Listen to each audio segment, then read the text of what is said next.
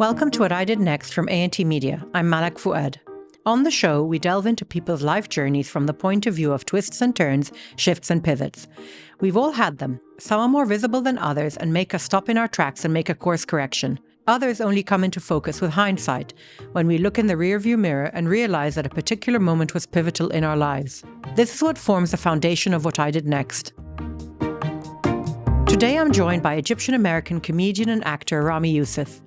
Starting out as a stand-up comic, Ramy is the star of the eponymous hit show Ramy, which has won Golden Globes and Peabodies, as well as Emmy nominations.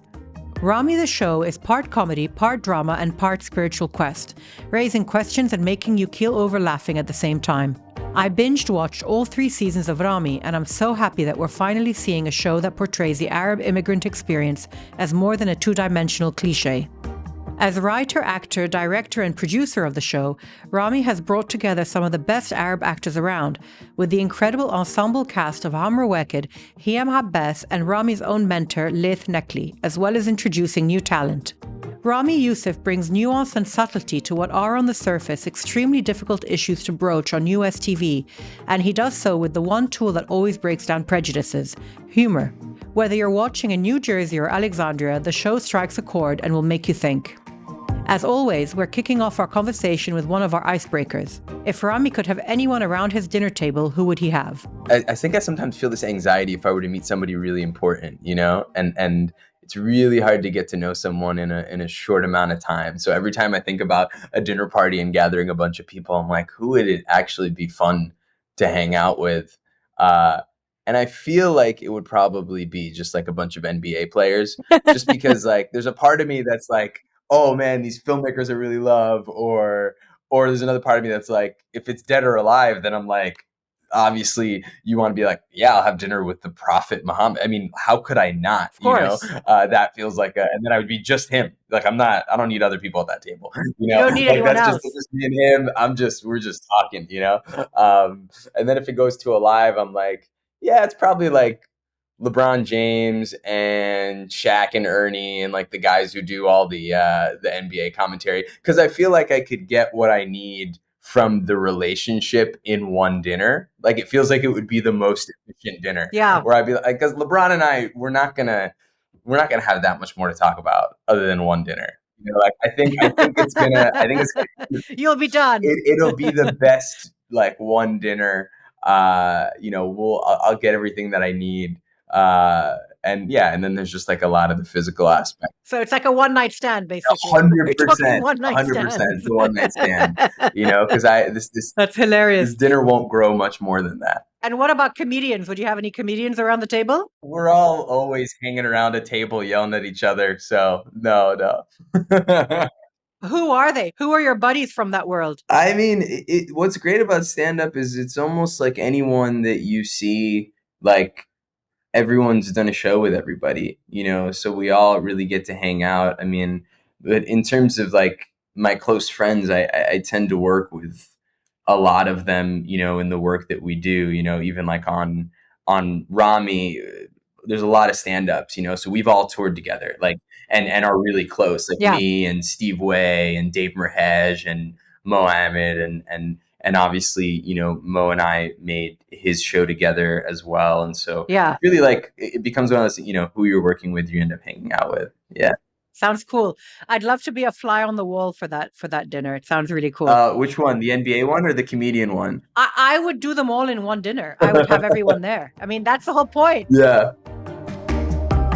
Let's go back a bit into Ramy's roots, growing up in New Jersey. His grandfather moved to the US and worked at the United Nations. Yeah, so my mother's father, for most of my life, probably up until I would say 10 years ago, he was still doing work for the United Nations, where he was interpreting between English and Arabic and French. Right. And so the love of language that he had, and he grew up in outskirts in Egypt. I mean, he wasn't in Cairo proper, and of his whole town, it was him and one other kid that even knew how to read and go to college. And I think he was so grateful for that and had such a deep love of language Yeah, that, language really just became his main passion, and it took him around the world. And so that's he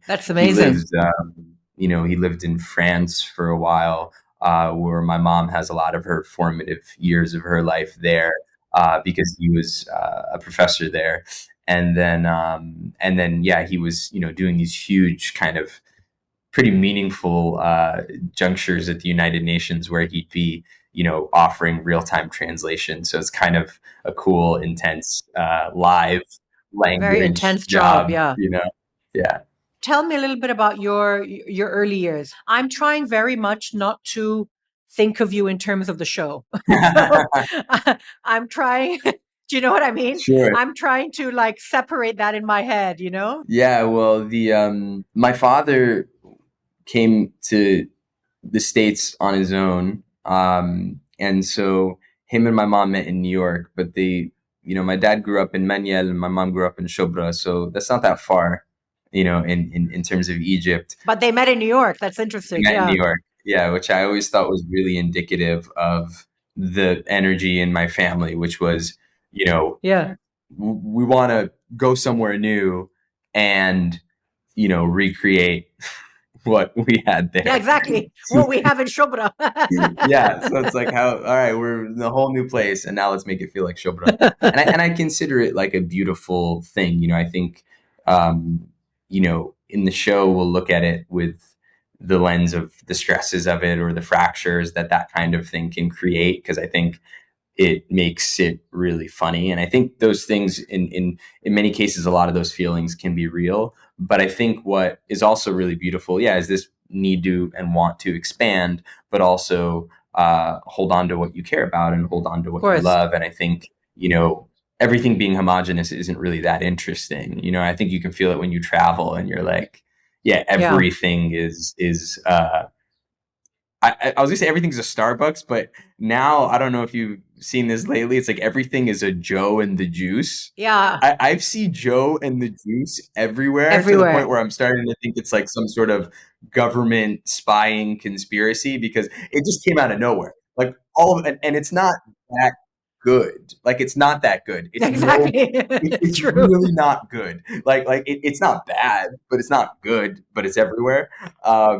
So I'm definitely for us holding on to, things that Yeah. make us different. Yeah, so we grew up in Jersey.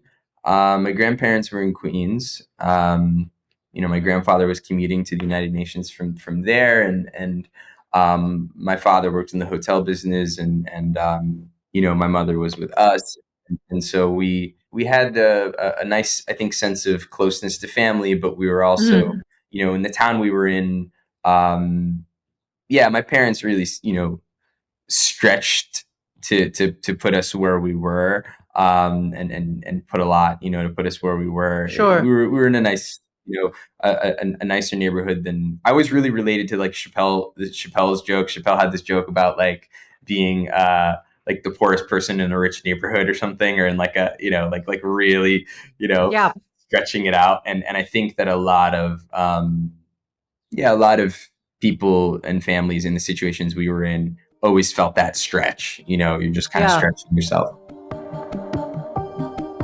What were your main influences as you were growing up? Were you influenced mainly by family members, or were you influenced by peers, or was it a combination, or was there some confusion there, because obviously your character on the show is extremely confused about which direction to go in, but did you feel that, or were you more sure of how to compartmentalize a little bit more? I definitely felt the confusion. I mean, I think that, I there were two things that were happening. I think one was I definitely had a lot of artistic influence, that came from, I would say, in my family, mainly my uncle. So my uncle in Cairo had performed in a lot of plays and was also a French professor as well, like my grandfather. But also, like when he came to the States, became an audio engineer and was very into music. And so he was putting me onto music, but also onto comedy. And so I remember very distinctly, exposure to Pink Floyd and exposure to George Carlin, and I think, you know, I spent a lot of my youth playing guitar, and you know, I was definitely really musically inclined, but I remember this divide of like Pink Floyd and George Carlin, and being like, but I really like the Carlin, you know, like I like, man, the rants and the you know, Carlin, I found like a lot of Arabs who really loved him because he had this, you know, curmudgeony but honest and sarcastic and cutting way of talking about the world, especially the news. And I think we're really comfortable with talking about politics, and Yeah. politics really dominate our experience, often, you know, in really invasive ways. But then, you know, we also bring it to the dinner table. And I think that, you know, that was really influential on me, you know, listening to those early Carlin records, but then also the way that my uncles and my parents and everyone talked to each other was really funny. I mean, like, my family's really funny. And were your parents, were they supportive of you when you decided that comedy was your track? Did they support you, or did you have to convince them that this is what you wanted to do?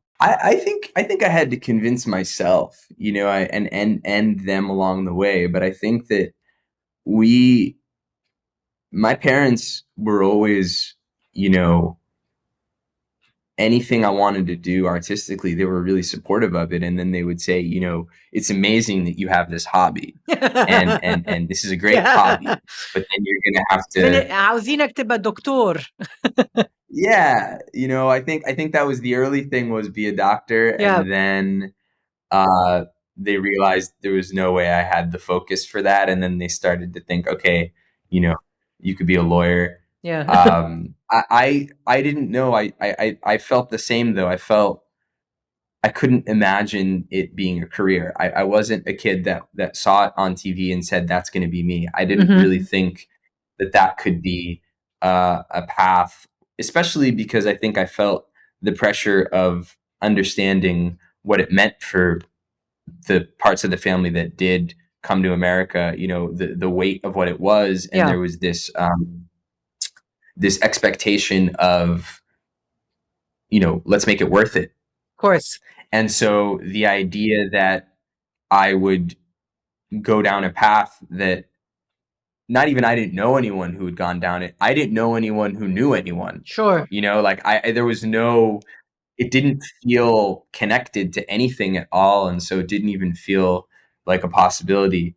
And yeah, so I was doing like a lot of theater and writing, and I kind of informally started doing comedy in high school. You know, we had this amazing TV program, and I would, you know, do a lot of, I was really obsessed with cameras, you know, since I was 12. It was the first thing I bought with my Eid and Ramadan money. I bought a camera. And then the next year, maybe 2 years after that, I bought a guitar, and then I would like film myself and film certain things or whatever. So I was really into making things. And then I think Yeah. it started to turn comedic and started to do all that. And I started, you know, I think I first performed comedy on stage like my last year of high school, when I would go to New York, and I had friends who had graduated and they started doing it. And so you know, it was all like, looking back, it's pretty clear that it was the only thing I was doing. But while I was doing it, I kept thinking there was going to be this hard end date in which I would stop doing it. That you were just playing around. Yeah. You know, it'd be like, okay, now time for real life. And I think that day just never came, you know, but it took me a It really never long happened. time to understand that. And where, at one point, or where was the break for you, or the big break where you, was it the first stand-up show, or was it when someone came to hear you do stand-up, that there was a particular moment where you said, okay, this is it. This is what I'm doing. Where was that pivotal point for you at that stage of your life? I was performing a lot with my good friend and comedy partner at that time. His name's Jonathan Braylock. We still work together, and I was performing a lot with Steve, who is on our show. Yeah. So we would be doing a lot of comedy together, and we would get, especially once we started doing it in New York, we would get people who were saying, oh, you could put together a TV show, you could this, you could that, that started to happen. And it still didn't feel real to me though. I was like, nah, that's not going to happen. It just didn't, even though I Yeah. was hearing those things. And then I got an acting job that moved me to LA. And that really, that really opened it up for me. I mean, it was that, that it was this family sitcom. It was on Nick at Night, and it was just an amazing experience. Because I really got to see how a TV show was made, but it also moved me across the country. I went from living with my parents to living by myself in LA and doing this show, and that was the big moment where I realized like this is what I'm going to be doing. But right before it, there was all this stand up and comedy we were doing that was really um, that started to give me the sense that okay, I wasn't going to stop doing it. But I was in school, and I was essentially kind of on a pre-law track. um, and then I met someone in New York who said, you got to go to acting school. And I said, well, I can't afford acting school. And he said, okay, well, you make all these videos, and the school needs videos. Like they need content. If you make content for the school, I'll give you, a scholarship for one class, because it was kind of one of those acting schools where you could take many classes. And he was like, I'll Right. give you a scholarship for one class, the acting class, Yeah. like, and then, I can't cover the other stuff.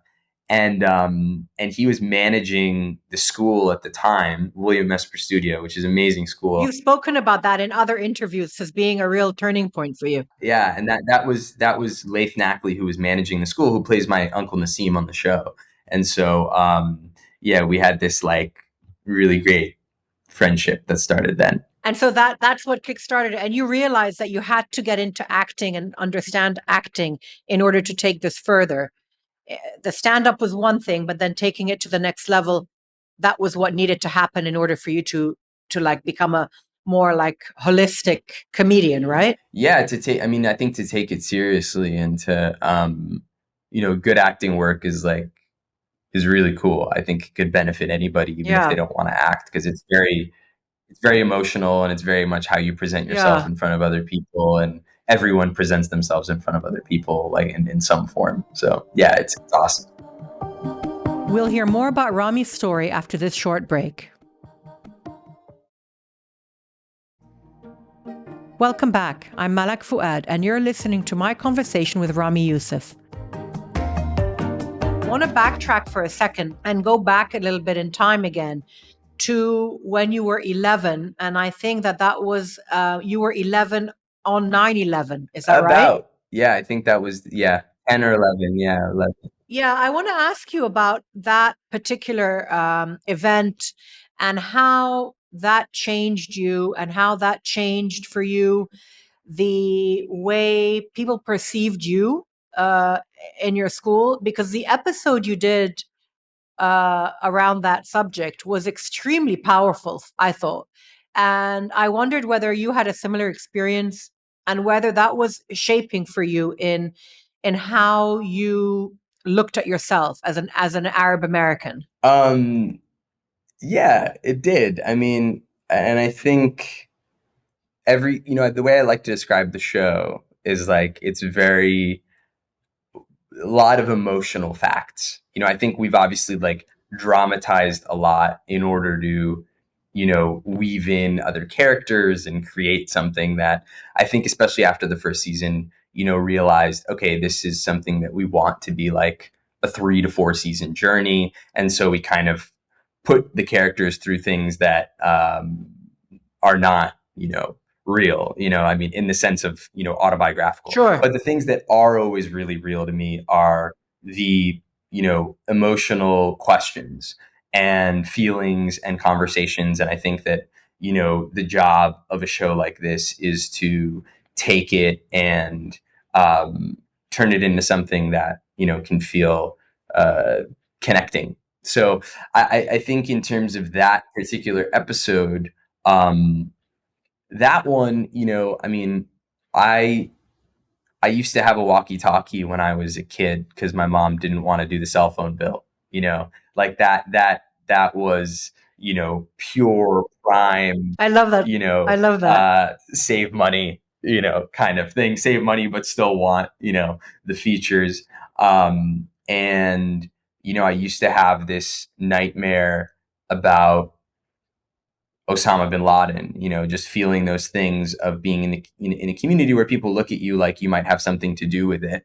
And then I used to have these like really vivid nightmares. And then, yeah, in the episode, I mean, we essentially recreated that nightmare to the point where it looked like it looked in my head when I was a Mm-hmm. kid. It was probably one of the most surreal moments I had as a director, to direct a scene that looked exactly like it looked in my head, like this thing that had haunted me for a really long time. And I remember seeing it, and I was really creeped out when I saw it. And then I looked around when we were shooting it, and everyone was really creeped out as well. And Wow. that was really interesting, where I was like, oh whoa, I'm kind of I didn't tell anyone to feel what I'm feeling, and they're all feeling what I'm feeling. Like, people were like, Wow. can we take a smoke break? Like, I saw people smoking who I'd never even seen smoking, like, the whole time we were shooting. So it was like one of those, like, Wow. everyone's just like, Wow. Because they were all feeling it from their own perspectives, right? yeah, I think so. And I think there was something there that yeah, just touched on something that continues to be raw, for everybody, from a lot of Mm. perspectives. And so, yeah, it was it was a big formative part of the show, um, to get to do that. The reason I'm asking you about the 9/11 thing and the fact that you were 11 at that time, because I think that had you been an adult at 9/11, the questions you ask would not have necessarily been the same. I think the questions that come up to do with identity and religion are very much formed in the crucible of 9/11. I was an adult in 9/11, and I was living in the UK, and I obviously was not in the US, but the questions I was asking myself were quite different. I want to get into the show, and I I watched it when it first came out, and I didn't get it. I just didn't understand it. I watched about 4 episodes, and I just was like, "What? I don't get it." And then when we were going to do our interview together, I said, "Okay, I have to do my research. I have to figure out, who is this guy? What does it all mean?" And I binged it. I could not put it down. It was just so smart, and everything was in there. It was drama. It made you cry, it made you laugh, it made you question. It just makes you wonder about so many different things. I'm curious, though, what was different for you the first time you watched it versus, like, to go from not getting it to getting it. I think because I didn't watch enough of it the first time around, Right. and I think it's a kind of show that's a slow burn. Yeah. And I don't think you're going to watch the first episode and be like, yeah, I get it. I think it's something you have to invest time in, because each character is so developed and each character is so well formed, and you're rooting for certain people, and you're actually rooting for everyone, even when they're clearly unappealing or not very pleasant, and you're thinking, well, Right. there's a silver lining in here somewhere. There's got to be a good part to this guy, right? And you just become really attached to these characters. um and for me, because I'm a different generation to you. For me, I was looking at this show so much from a perspective of, I found it fascinating, the journey that Ramy in the show goes through, because I wonder whether this issue of religion and identity that you grapple with in the show is from the fact that you grew up in a post 9/11 world.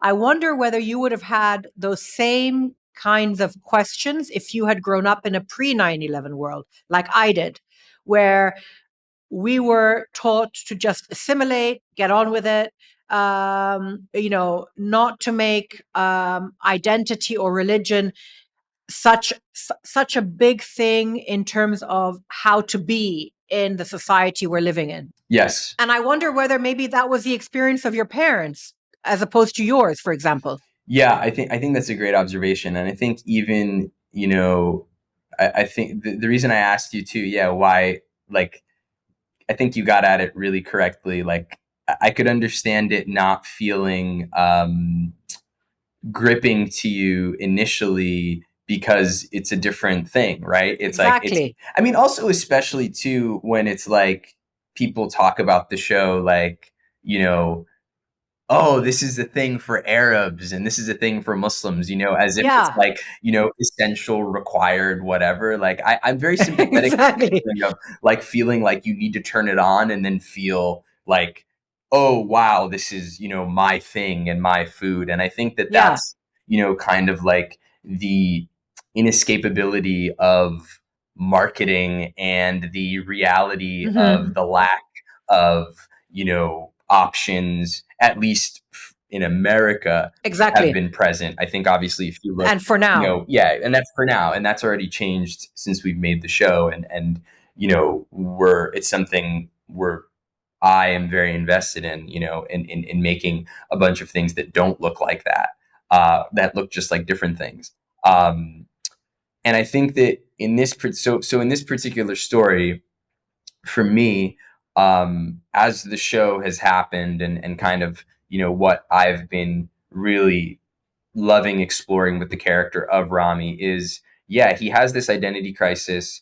Um, and I think it totally is because this event happens in such formative years, so it's really, this it's like an embryo of sorts in terms of, how you present to the world. If you're 10 or 11 years old, you're really sensitive. And I think that for a lot of people in, the generation that I, grew up in, this is very much the case. And I think that's where we kind of connect on how this character is frayed. And for me, the series has really been, how do we take these, big questions he's having about who he is and which way he should go.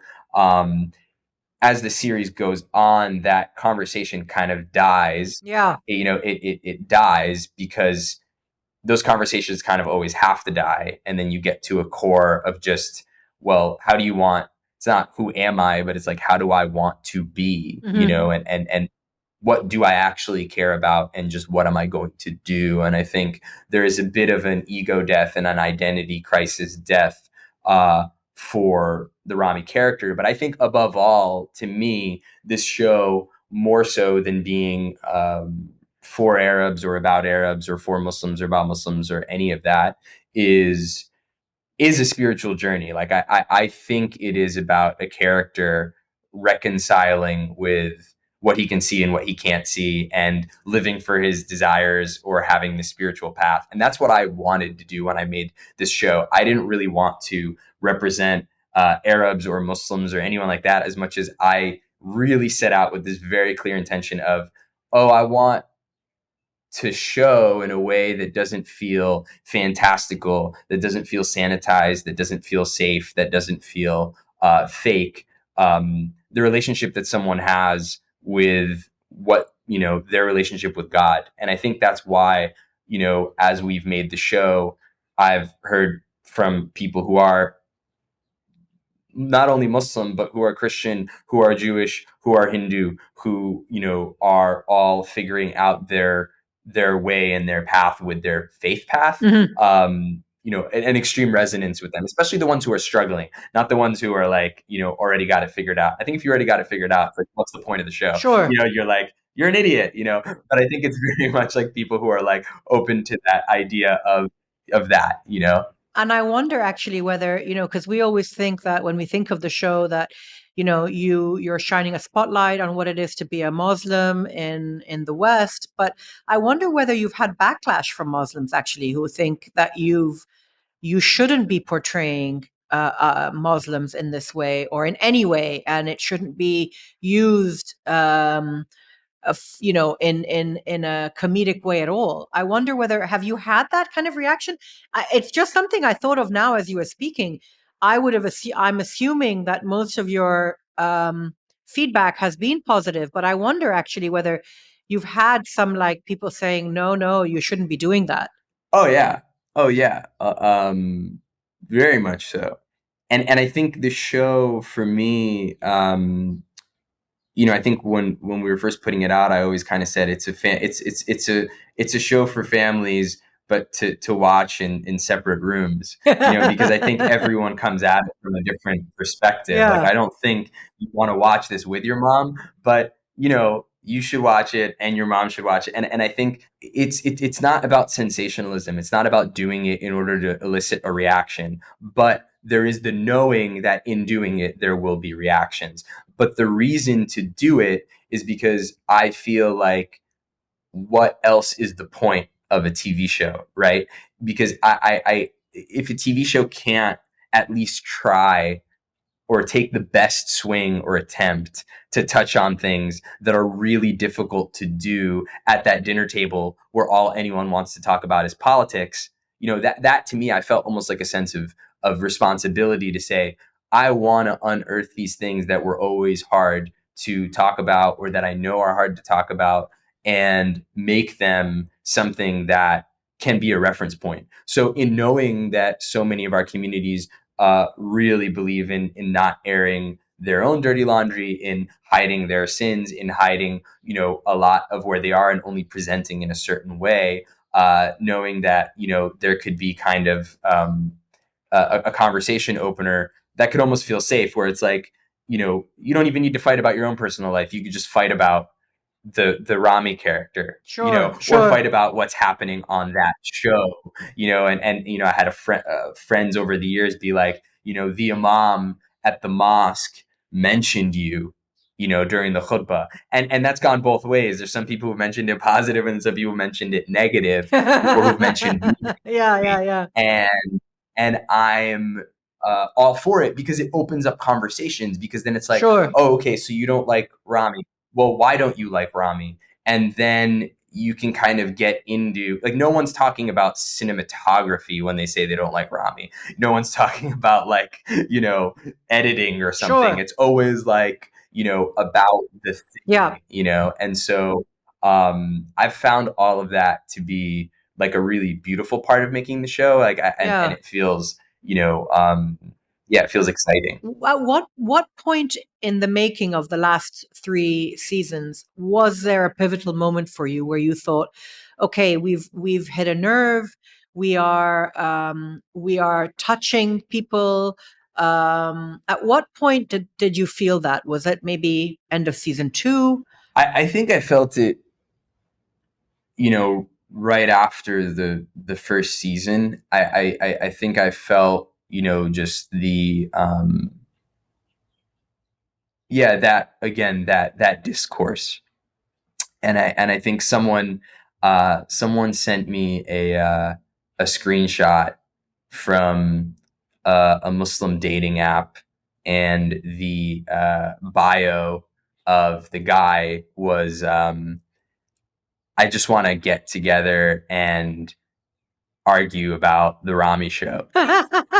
And when I saw that, I was That's like, oh, this is really fantastic. cool. Like, this is like, Yeah, you're in the zeitgeist. You're there. I was like, oh, this is cool. There's something happening here. When we come back, we'll dig into how Ramy's life has changed both before and after the show's success. That's right after this break. Welcome back. I'm Malak Fuad, and you're listening to my conversation with Ramy Youssef. How have you dealt with celebrity? How has it changed your daily life? Are you playing the game as it's being asked of you, or are you making it fit your world and your life? I would say I'm very fortunate because, by the time the show really took steam, and we got the Golden Globe Award, and we got Emmy nominations and Peabody Award. We got all these things, and it was like right with lockdown and COVID, so it was amazing because I didn't have to go to any events. I didn't have to go anywhere. I've been to like 2 events. It's amazing. So it has not affected me at all. Like I just hang out with my friends, Yeah. and I'm just working. I work a lot, so it's like, we not while we were making, 3 seasons of Ramy, I put a lot of energy into making the Mo show happen, which, writing that pilot was one of my favorite experiences, and making, that show happen at the same time took a lot of energy. And we're working on an animated show as well with Amazon. So no, it's been the thing that's been great about it is just getting opportunities to make more stuff and work with more people. And, the amount of people that between writers rooms for 3 shows now that we've made. We have so many first time writers, so many first time, writers from all over the world, all different backgrounds, and people who are working in a lot of capacities, assistants on set, whatever. A lot of people who, I think back to that time where part of not knowing anyone who'd ever done anything on TV was where I lived, but also part of it was just, I definitely didn't know any Arabs or Muslims who were doing it, at least visibly. And I think what I've been really wanting to cultivate in the ecosystem of how we make anything we make is in so many facets of production, hiring people who can just see it, even if you're not on screen, you're watching it being shot, Yeah. and you're part of it. And that kind of is going to grow, and there's so many people who, yeah, we've had on set in even the smallest capacity that you're like, oh, you're going to be amazing. Like I can tell you're going to do some crazy shit. But I also think that by working across all the jobs, or you're introducing all the Arab voice across so many parts of the industry, you're going to be doing for the Arab voice what the Hispanics have been doing in entertainment for the last 30 years. It's going to become de facto the norm, and it's going to become understandable and just part of the ecosystem, and not something that's different. But you are a pioneer now. In a few years, it's going to become normal, right? That's the intention, I guess. Totally. I think the intention is that that what we're fighting for is going to be just continued nuance and expression, and not just the general seat at the table. I think that is something that we can, put behind us. It's not going to be about scarcity. It's truly going to just be about the art and the nuance of it. And I think what can come from that too is not feeling like every piece of art needs to be wholly representative, or needs to be the flag for a people. It can just be art for art's sake, Exactly. because we've gotten the chance to, have our image in a modern media, have a foundation. And presumably your involvement in the movie Poor Things is like exactly what you're saying. It's becoming more, you're in the mainstream now. You're just an actor among others, without it being, you with the giving the Arab perspective or the Arab American perspective. You're just an actor in an ensemble. Yeah. And are we going to get another season of Ramy soon? Are you working on a fourth? We're working on it. I think we're trying to figure out some logistics to hopefully make it happen. I'm feeling, optimistic that we'll get to finish it. I think that would be the last season that we do, and so we're just figuring out how to do it the right way. We're working on second season of Mo right now. That writers room just started. And what about stand up, Ramy? Do you think you'll go back to stand up? Yeah, I'm shooting my second special like early fall. So yeah, Why I'm don't you really come and excited do a about session that. in Cairo? I think you'd have a huge audience in Cairo for a stand up show. Yeah, I'm really excited about trying to make that happen. So it's something that I'm figuring out, That would be amazing. yeah, I'm trying to figure out the best way to make it happen, but I'm very yeah, very excited about trying to do that. What for you is your happy place? Are you happiest when you're involved in a show like Ramy, where you're the writer, the actor, the director, where you're involved in every aspect of the show? Or do you like being in something like Poor Things, where you're just, you come along, you're the actor, you're taking direction from someone else, you're part of a group, but you're not having to really carry the bag?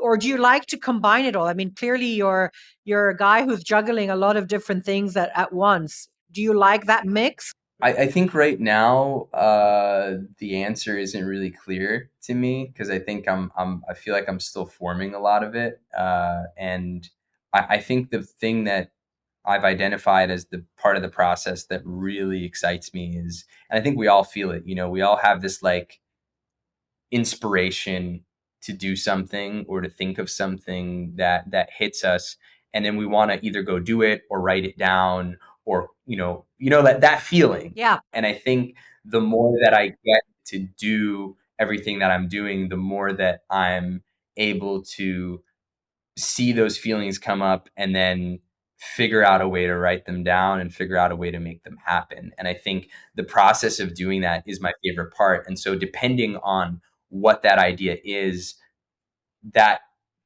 dictates the role that I'll play in it. So it's more about the process of just making this unseen feeling real and something that people can connect with. Mm-hmm. That's like addicting, and then it becomes really fun because I know all these people who are just amazingly talented and can do a lot of things that I can't do, or there are things that I can help them with, and so we just keep kind of putting together these families of people who are making things Yeah. that I think are really fun.